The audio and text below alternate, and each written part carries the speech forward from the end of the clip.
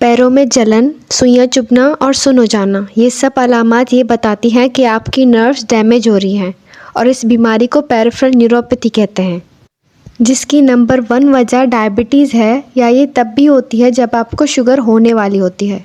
اس کے علاوہ پیریفرل نیوروپیتھی کی اور بھی وجوہات ہوتی ہیں جو میں نے دوسری ویڈیو میں ڈیٹیل سے بتائی ہیں۔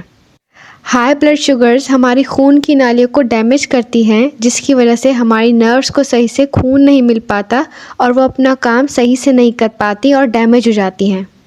اگر اس تکلیف دہ حالت سے چھٹکارا پانا ہے تو یہ کریں۔ نمبر 1، سب میٹھا، چاول، آلو، پاستا، میدے کی روٹی، جو بھی زیادہ کاربوہائیڈریٹس والے کھانے ہیں یا میٹھی چیزیں ہیں، سب بند کرنی ہوں گی۔ نمبر 2، فاسٹنگ یا روزہ رکھنا ہوگا، جیسے آپ کو 16 گھنٹے کی فاسٹنگ کرنی ہوگی۔ فار ایگزامپل اگر 12 بجے آپ نے ناشتہ کیا تو آپ کو آخری کھانا رات 8 بجے تک کھانا ہوگا۔ اس کے بعد آپ کو کچھ بھی کھانا نہیں ہے دوبارہ دوپہر 12 تک۔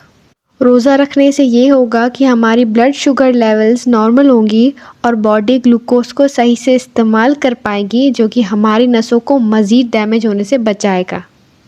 Number 3، supplements.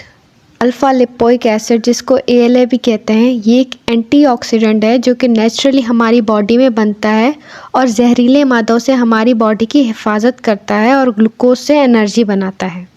یہ لینے سے سوزش کم ہوگی اور بلڈ شوگر لیولز بھی بیلنس میں رہیں گی اور پیروں میں جلن میں واضح آرام آئے گا۔ یہ 300 mg کی گولی دن میں 2 بار لینی ہے، خالی پیٹ، کم سے کم 4 ہفتے کے لیے اور میکسیمم 3 مہینے کے لیے۔ پاکستان میں صرف یہ ایک کمپنی ہے جو یہ سیل کر رہی تھی اور یہ پیڈ پروموشن نہیں ہے، لیکن آپ اگر امپورٹڈ لیں تو زیادہ بہتر ہوگا۔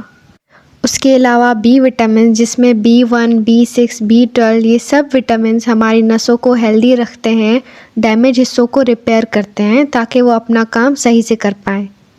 اس کے لیے آپ نیوروبائن، بیویڈاکس یا ریویٹال یوز کر سکتے ہیں، لیکن زیادہ بہتر ہوگا اگر آپ امپورٹڈ والے لیں تو۔ اس کے علاوہ اومیگا 3 اور زنک بھی بہت بینیفیشل ہے نرو ہیلتھ کے لیے، لیکن الفا لپوئک ایسڈ اور B وٹامنس کا لازمی استعمال کریں اور اپنی شوگر لیولز کو کنٹرول میں رکھیں۔ اللہ حافظ۔